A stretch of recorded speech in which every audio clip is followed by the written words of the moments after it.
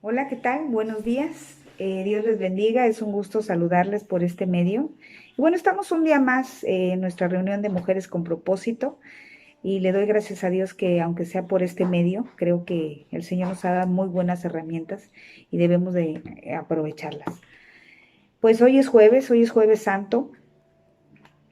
Gracias a Dios porque estamos unidos una vez más y yo les voy a compartir precisamente acerca de lo que es la Santa Cena. Por ahí les estuve ya anunciando, les estuve mandando unos mensajitos y yo quisiera que me acompañaran al libro de San Lucas, capítulo 22, del versículo 7 en adelante vamos a estar leyendo. Dice la institución de la Santa Cena.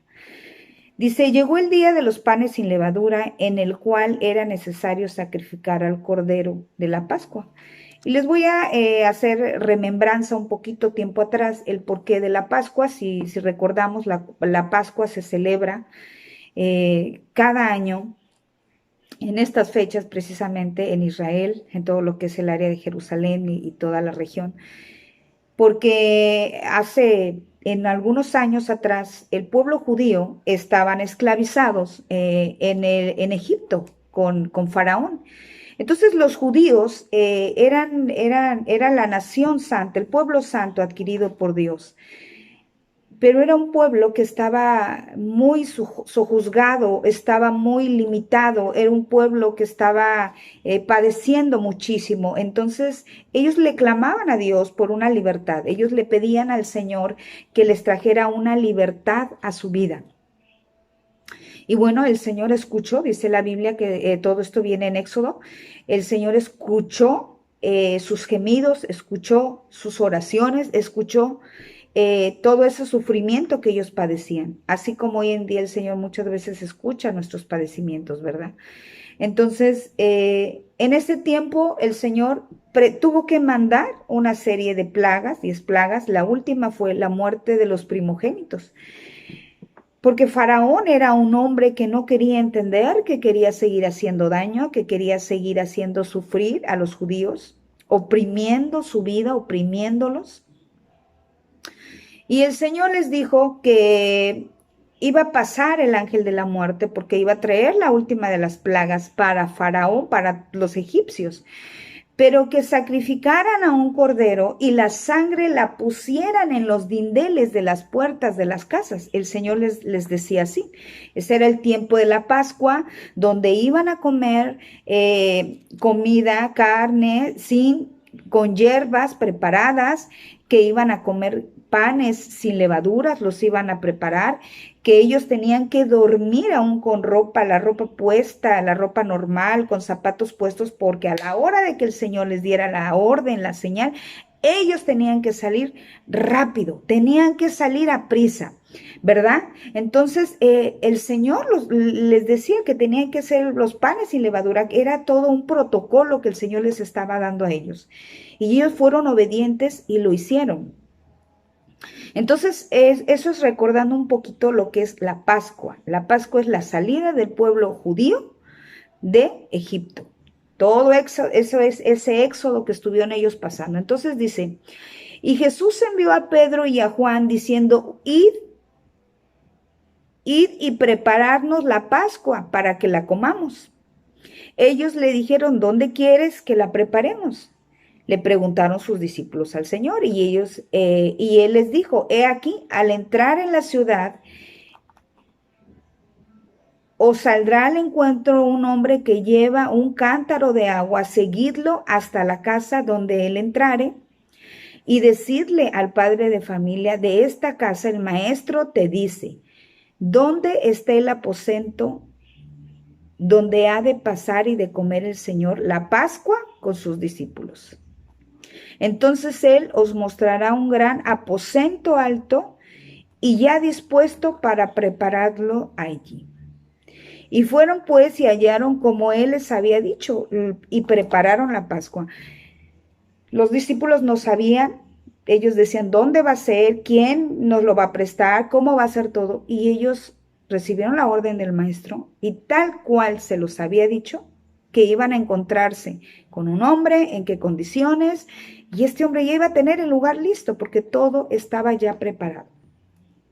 Entonces, cuál era la hora en que él se sentó a la mesa con él y los apóstoles, y les dijo: cuánto he deseado comer con vosotros esta Pascua antes de que padezca. El Señor Jesús sabía que él iba a padecer, que después de todo esto iba a haber la persecución, iba a ser la crucifixión, iba a ser la muerte, pero también iba a haber una resurrección, porque para eso apareció el Hijo de Dios, para deshacer las obras del diablo, para darnos lo que es la vida eterna, ¿verdad?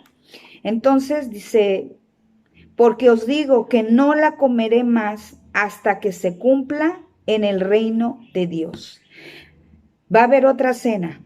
Hemos sido invitados a las bodas del Cordero, a una cena donde dice el Señor que habrá banquete para sus hijos, que somos nosotros los que estamos invitados, los que vamos a estar ahí. Entonces, qué bendición tan grande. Pero él estaba diciendo aquí que no lo iba a volver a hacer hasta que ocurriera en el tiempo del Padre, en el tiempo de Dios. Dice: y habiendo tomado la copa, dio gracias y dijo: tomad esto,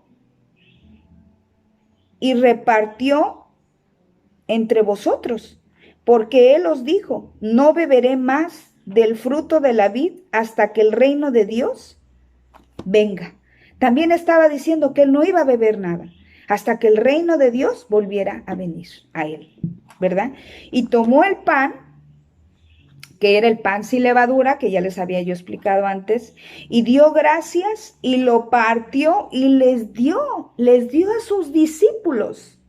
Atrás tengo una imagen, es un cuadro, es una representación de la Santa Cena, ¿verdad? Y les dio el pan y dio gracias y lo tomó y les dio diciendo: este es mi cuerpo, que por vosotros es dado, haced esto en memoria de mí. Él les estaba hablando, diciendo, como si fuese una parábola, pero este es mi cuerpo, lo partió. Estaba simbolizando que él iba a ser quebrantado en dolor, que él iba a ser crucificado en memoria de nosotros, por nosotros lo iba a hacer. Decir: este es mi cuerpo que es dado por vosotros. Dice: haced esto en memoria de mí. Dice: y de igual manera, en el 20, de igual manera después que hubo cenado, tomó la copa diciendo: esta copa es el vino del pacto en mi sangre, que por vosotros es derramada. La sangre que Jesús derramó en esa cruz, esa sangre dice que nos limpia de todo pecado.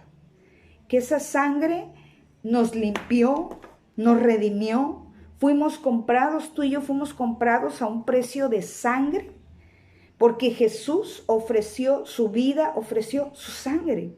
Él, cuando estuvo colgado en ese madero, él se desangró por completo. Él ofreció su sangre, dice su palabra, que fuimos comprados a precio de sangre, porque nosotros estábamos destinados, si moríamos, ir al infierno. Y ahora tenemos esa oportunidad, tenemos esa vida eterna de ponernos a cuentas con el Señor, pedirle perdón por los pecados que hemos cometido. Y somos redimidos a través de su sangre. Entonces dice que esa sangre iba a ser derramada por nosotros. Y aquí ya más adelante habla de aquella persona